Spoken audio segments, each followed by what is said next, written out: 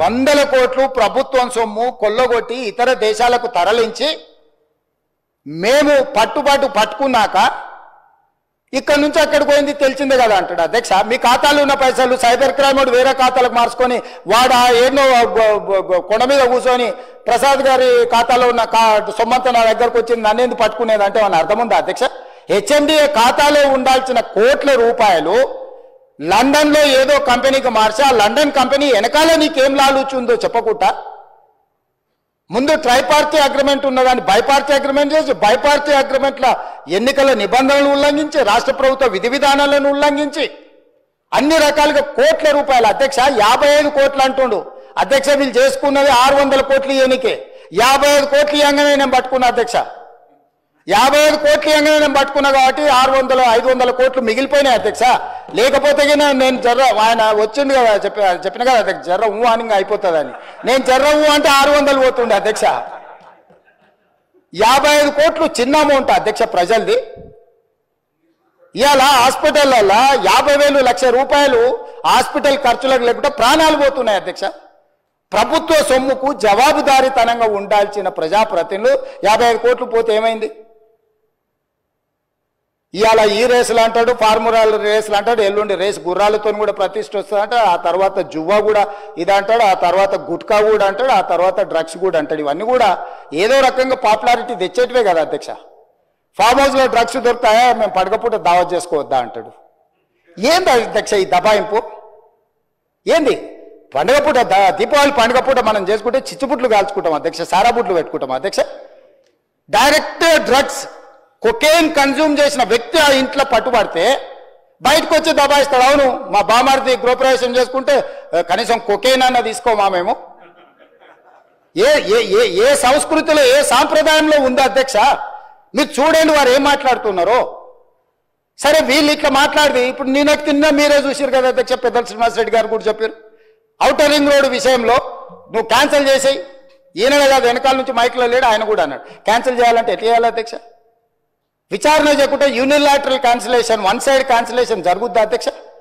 ఏదైనా ఒక ఒప్పందము నగదు బదిలీ అయిన తర్వాత ఆ నగదు బదిలీ చేసి ప్రభుత్వం చేసుకున్న ఒప్పందము ఏదైనా రద్దు చేయాలంటే విచారణ జరగాలి, విచారణలో తప్పు జరిగిందని నిరూపించాలి. తప్పు జరిగిందని నిరూపించిన తర్వాతనే చట్ట ప్రకారము రద్దు చేయడానికి అవకాశం ఉంటుంది. అడిగింది వాళ్ళే, డిమాండ్ చేసింది వాళ్ళే. నేను లేచి నించొని ప్రకటించిన తర్వాత మళ్ళీ హరీష్ రావు గారు అభినందించుండు మేము స్వాగతిస్తున్నాం మీ విచారణని. ఇవ్వాలంటే నా మీద కక్షతోని విచారణకు ఆదేశించిండని. అంటే ఔటర్ రింగ్ రోడ్ అమ్ముకున్నా ఏమనొద్దు. హెచ్ఎండిఏలో 100 కోట్లు విదేశాలకు తరలించి ఆ విదేశాలలో మీరు ఎట్టెట్లా వంచుకుంటురో ఎవరెవరు ఈ నుంచి నువ్వు ఎఫ్ఈఓ ఖాతాలకు పోయిందో చూపిస్తున్నా. ఎఫ్ఈఓ ఖాతాల నుంచి లండన్లో ఎవరి ఖాతాలకు పోయినావు మళ్ళీ అవతల ఎవరు తేల్చాలి అధ్యక్ష? విచారణ చేయకుండా తేలుతుందా అధ్యక్ష? ప్లస్ నోట్లు పంపలే అధ్యక్ష, పౌండ్స్ కొనాలి ప్రభుత్వం అంటే ఆర్బీఐ అనుమతి తీసుకోవాలి అధ్యక్ష. ఫారిన్ కరెన్సీ పర్చేజ్ చేయాలంటే ఏ ట్రాన్సాక్షన్ చేయాలన్నా రిజర్వ్ బ్యాంక్ గైడ్ లైన్స్ ఉన్నాయి అధ్యక్ష. ఎట్లా పడితే అట్లా నా దగ్గర నోట్లు ఉన్నాయి, నోట్లు ఇచ్చి డాలర్లు కొంటా, డాలర్లు ఇచ్చి పౌండ్స్ కొంటా, లేకపోతే రూపీలు కొంటా అని లేదు అధ్యక్ష. భారతదేశము రాజ్యాంగం పరిధిలో రిజర్వ్ బ్యాంకు కొన్ని నిబంధనలు అధ్యక్ష. పౌండ్స్ కొనాలంటే రిజర్వ్ బ్యాంక్ అనుమతి ఇవ్వాలి అధ్యక్ష. హెచ్ఎండిఏ ఖాతాలో ఉండాల్సిన పైసల్ని సీదా బ్యాంకు పోయి పౌండ్స్ కింద మార్చి పక్క దేశాలకు పంపించినందుకు ఇన్కమ్ ట్యాక్స్ నీ మీద ఫైన్ వేస్తే దానికి ఒక 8.5 కోట్లు కట్టి ఇవాళ మొత్తానికి మొత్తము 600 కోట్లకు మీరు లూటీ చేయాలని పథకం వేసుకొని 55 కోట్లు కొట్టేసినాక పట్టుబడి దాని మీద ఈరోజు విచారణకు సంవత్సరం నుంచి చర్చ జరుగుతుంటే దాని మీద విచారణ ఈరోజు ఏదో కొత్తగా వచ్చినట్టు ధరణి మీద చర్చ వద్దు, దాని మీద చర్చ చేయండి అంటున్నారు అధ్యక్ష. ఏం అధ్యక్ష రేపు ఎల్లుండి అవతలెల్లుండి ఎట్లా కోర్టులో విచారణ జరుగుతుంది, ఏసీబీలో విచారణ జరుగుతుంది, మళ్ళీ హౌస్ వస్తూనే ఉంది. 4 సమావేశాలు వాళ్ళు అడగలేదు. ఇవాళ ధరణి వచ్చినప్పుడే ఈ ధరణికి సంబంధించిన లోపాలను, ఘోరాలను, నేరాలను ఈరోజు ఈ ప్రభుత్వం బయట పెడుతుందని భూభారతి చట్టం ఎట్టి పరిస్థితులు ఆమోదింపజేయనీయకూడదు. భూభారతి చట్టం ఆమోదించి ఫోరెన్సిక్ ఆడిట్ ఏదైతే మా ఉప ముఖ్యమంత్రి గారు మా రెవెన్యూ శాఖ మంత్రి గారు డెఫినెట్గా ఈ మొత్తం ట్రాన్సాక్షన్స్ మీద ఫోరెన్సిక్ ఆడిట్ చేపట్టి ప్రభుత్వ భూములు అన్యాక్రాంతం ఎట్లయిపోయినాయి, ప్రైవేట్లో జరిగిన గోల్మాల్ ఏంటో నిగ్గు తెలుస్తామనే ఒక నిర్ణయానికి వచ్చి ఆ విషయాన్ని పసిగట్టి ఈరోజు సభ నడవకుండా సభలో ఆ చెత్త అంతా ఇది పరిస్థితి. అధ్యక్ష నేను ఎప్పుడైనా చర్చలకు వెనుకకు పోతాను అధ్యక్ష. మీకు నేను చాలా సంవత్సరాల నుంచి తమరు నన్ను చూస్తూనే ఉన్నారు కదా, రాజకీయాలకు లేనప్పటి నుంచి కూడా చర్చలు ఏమైనా వెనుకకు పోయేటోనా అధ్యక్ష? మీకు తెలియదా? ఏదైనా విషయంలో వెనుకడుగు చేసేది ఎప్పుడైనా జరిగిందా అధ్యక్ష?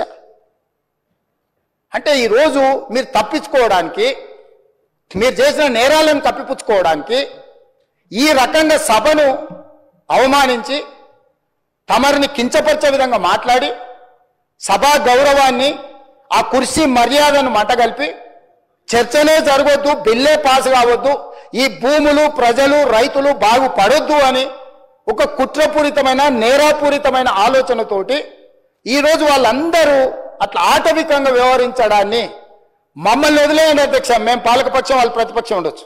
కమ్యూనిస్టు సోదరులు ఎప్పుడు కూడా మీరు గతంలో కూడా చూడండి, ఎప్పుడు కూడా చాడ వెంకటరెడ్డి గారు ఉండొచ్చు, లేకపోతే నోముల నరసింహయ్య గారు ఉండొచ్చు, లేకపోతే అంతకంటే ముందు వెనక్కి వెళ్ళిన వాళ్ళు ఎప్పుడు కూడా ప్రభుత్వం ప్రతిపక్షానికి పాలకపక్షానికి చర్చలలో ఒక డెడ్ లాక్ వస్తే, అంటే ఒక ఏమంటారు ఎక్కడిదక్కడ ఆగిపోతే వాటిని సమన్వయం చేసి చర్చలకు ముందుకు తీసుకెళ్లారు అధ్యక్ష. వాళ్ళు ఎప్పుడు కూడా ఈ సభ చర్చలు జరుగుతాయనే, ప్రజల సమస్యల మీద చర్చ జరుగుతాయనే పరిష్కారం చూపిస్తారని నమ్మే కమ్యూనిస్టులు దాదాపుగా ఉమ్మడి రాష్ట్రంలో అటు తెలుగుదేశం ఉన్నా, ఇటు కాంగ్రెస్ ఉన్నా, లేకపోతే కాంగ్రెస్ అధికారంలో నుండి తెలుగుదేశం ప్రతిపక్షంలో ఉన్న ప్రతిస్తంభన వచ్చినప్పుడు కమ్యూనిస్టులు కీలకమైన బాధ్యత తీసుకొని, ఎంఐఎం కీలకమైన బాధ్యత తీసుకొని సభను నడిపించడానికి, సాంప్రదాయాలను కొనసాగించడానికి ఒక సమన్వయం చేసేది అధ్యక్ష.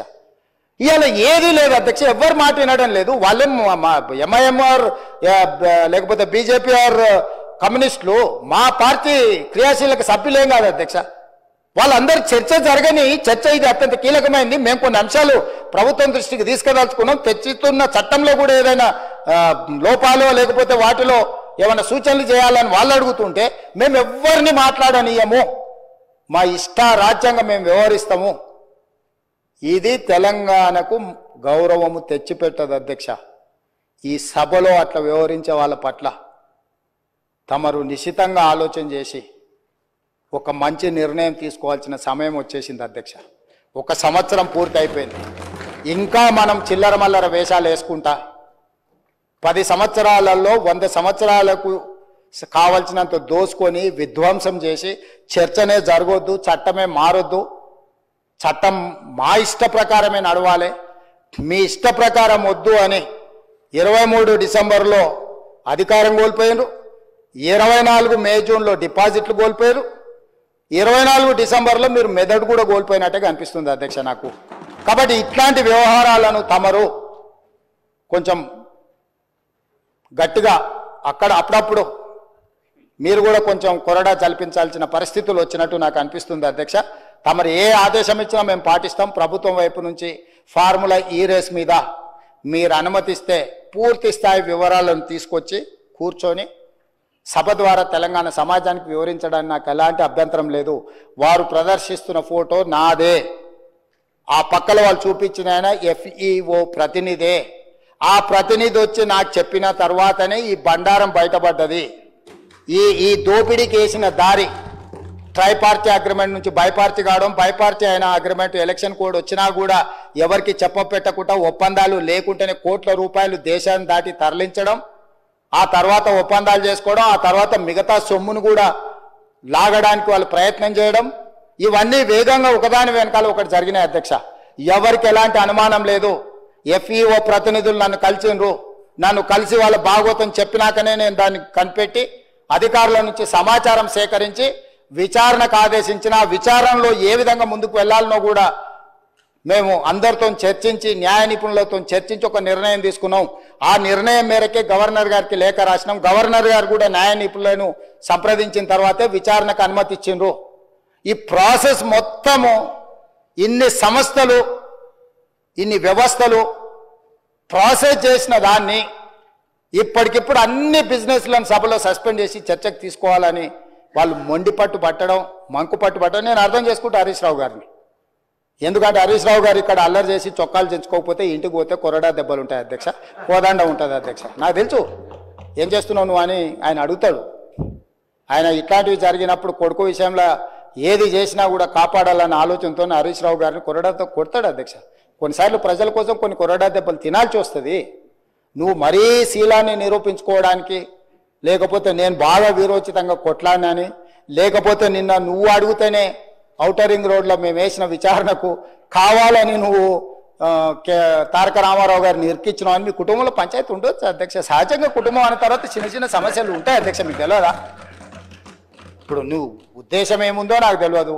డిమాండ్ చేసింది హరీష్ రావు గారే, వారు డిమాండ్ చేసిండు కాబట్టి అనుమతి ఇచ్చారు. ఈరోజు మహేశ్వర్ రెడ్డి గారు డిమాండ్ చేసిండ్రు, శ్రీనివాసరెడ్డి గారు దాన్ని అనుమతి ఇచ్చిండు. సీనియర్ సభ్యులు అడిగినప్పుడు వాళ్ళు అడిగిన దాంట్లో సహేతుకత ఉండి కొంత బలం ఉంటే వాళ్ళ వాదనలో కానీ విషయంలో కానీ ప్రభుత్వానికి ఏముంది అధ్యక్ష? నిన్న హరీష్ రావు గారు అడిగిన ఔటర్ రింగ్ రోడ్డు విచారణ అయినా, నేడు బీజేపీ పక్ష నాయకుడు ఏలేటి మహేశ్వర్ రెడ్డి గారు చేసిన డిమాండ్ అయినా సహేతుకమైందని ప్రభుత్వం భావించింది కాబట్టి విచారణలకు ఆదేశించింది. కాబట్టి దయచేసి ఈ సభ, నాకు రాష్ట్రపతి గారి కార్యక్రమం ఉన్నది, అక్కడ రాష్ట్రపతి గారి ప్రోగ్రాంకి వెళ్ళేది ఉన్నది అధ్యక్ష. ఈ సభను, ఈ బిల్లు ఒక అద్భుతం. ఇందులో ఏమైనా చిన్న చిన్న సూచనలు ఉన్నాయి, ఎగ్జిక్యూటివ్ ఆర్డర్స్లో ఏమైనా కావాలంటే కూడా మనం కరెక్షన్ చేసుకుందాం.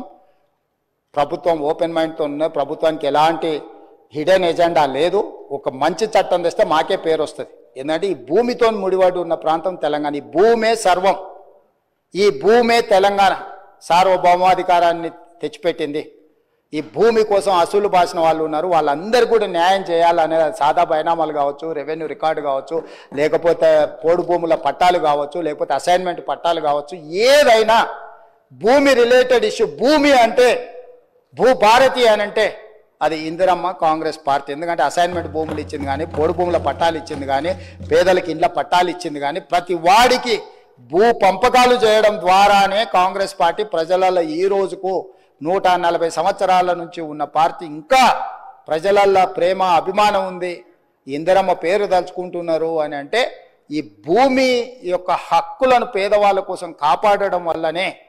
అట్లాంటి హక్కులను కాపాడడానికి భూభారతి 2024 చట్టాన్ని మా రెవెన్యూ శాఖ మంత్రి పొంగులేటి శ్రీనివాసరెడ్డి గారు ఏదైతే సభలో ప్రవేశపెట్టారో సభ్యులందరూ వీలైనంత మేరకు చర్చించారు. కొన్ని రిటర్న్లు కూడా ఎవరికన్నా ఇచ్చినా కూడా వాటిని కూడా మనం పరిగణలోకి తీసుకుందాం.